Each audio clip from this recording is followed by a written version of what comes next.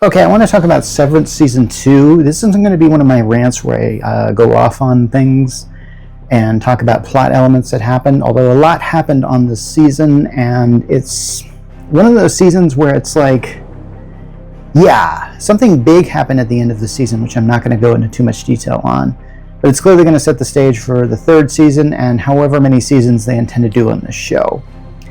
As of now, Severance is a very popular show, and I noticed when I did my review of its premiere of season 2, it got a lot of comments, and people are talking about this show because it's sort of like a show kind of like Lost back in the early 2000s, where people were constantly speculating on the mystery behind the show, and I think a lot of people fear that it's going to end up being like how Lost ended, where there wasn't really any super closure about it, and what closure you got about it didn't feel satisfied, and people are worried this is happening with Severance. So I'm going to address a few things that I think are very important to watch or to look for when you're watching this show, and my theories could probably be wrong and probably are wrong.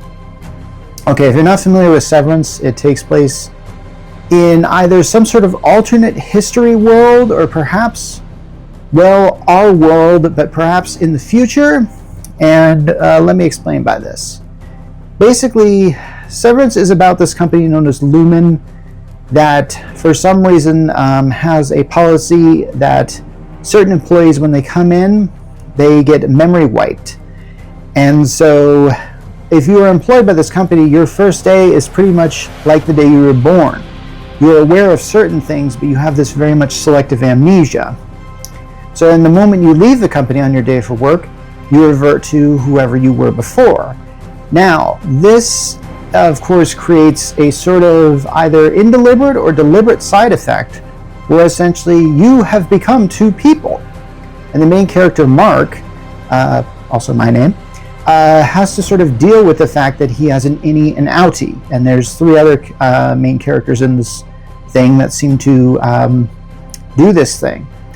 Now, what they do at Lumen is also shrouded in mystery. They work at a department that I don't really remember the name of, but essentially they sit at their desks all day looking at certain numbers, and what numbers that they don't like, they sort of delete, like you do a file on your computer you don't need anymore. And a lot of this has to do with certain things, and man, I'm not doing a really good job explaining this. But essentially, we're not really told a lot of where they are in this world.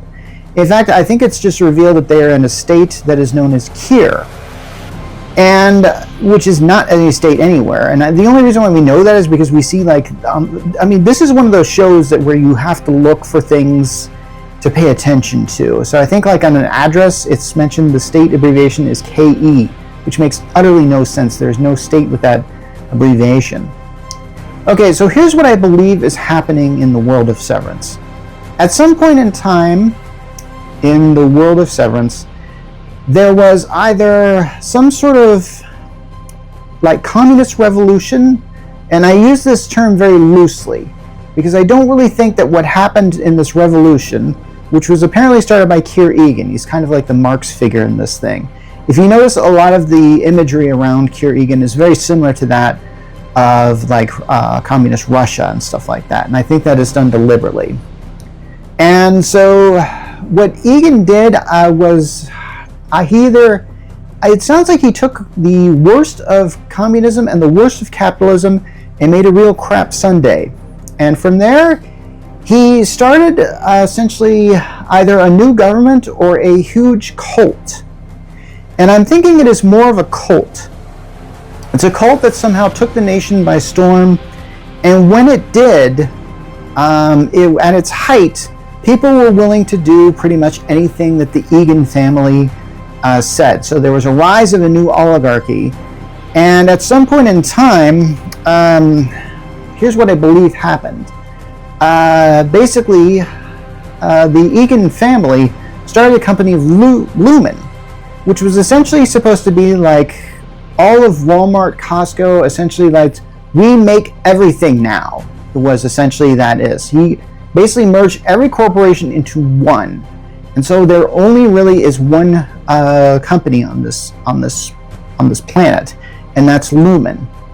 Now, did this cult sweep the world? From what I can tell, it looks like that maybe, and because I believe that, I think I've looked this up, that Keir Egan rose to power in 1841.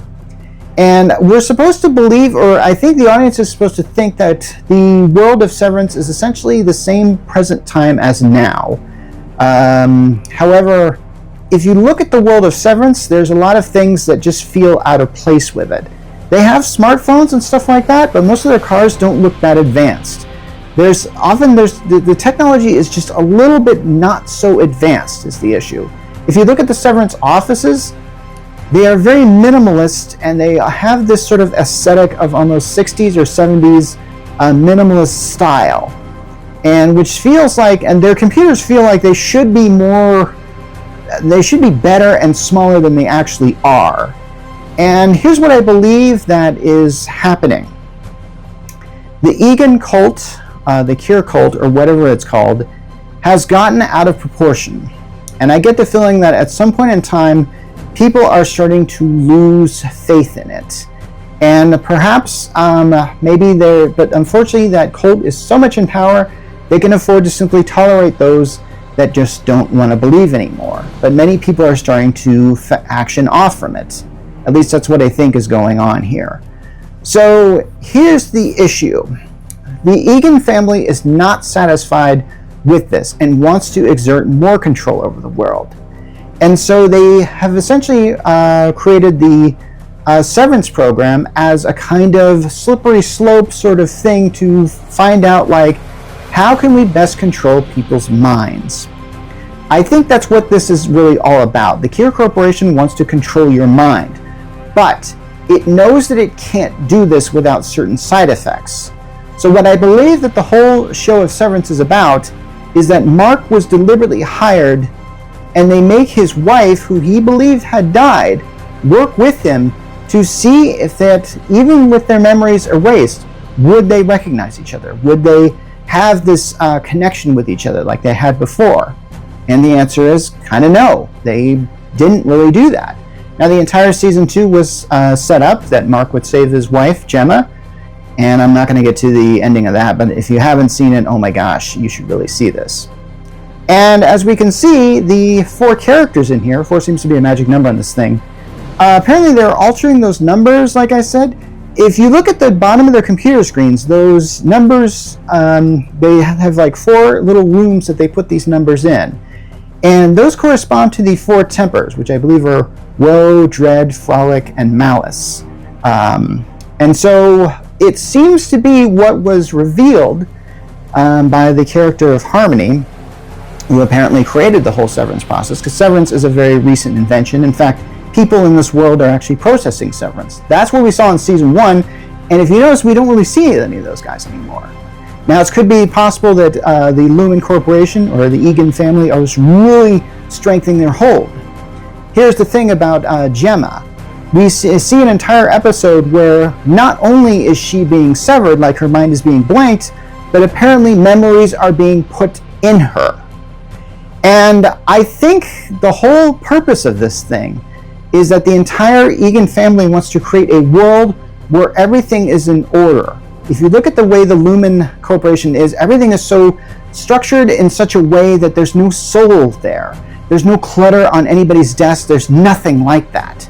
And I think that's what they want. They want to essentially just sort of suck out the soul of the world for the purpose of having efficiency. And that's what I think is really going on here. And so I think the Severance thing is sort of a testing ground to see how they can do this. Not only can they reprogram everybody's minds at once, the problem is the Severance thing requires like a chip being buried in their brain. Is it possible that they're trying to figure out ways that they can do this so they won't even need the chip? That could be a possibility. I think because in order for this to work, not everybody's going to accept that darn chip in their head. And unless they get it from birth or something like that, which I wouldn't be surprised if they're trying to do, yeah. Anyway, those are my theories on Severance. I'd love to hear yours. Feel free to leave a comment there. I'm Mark Rollins from the Geek Church, signing off.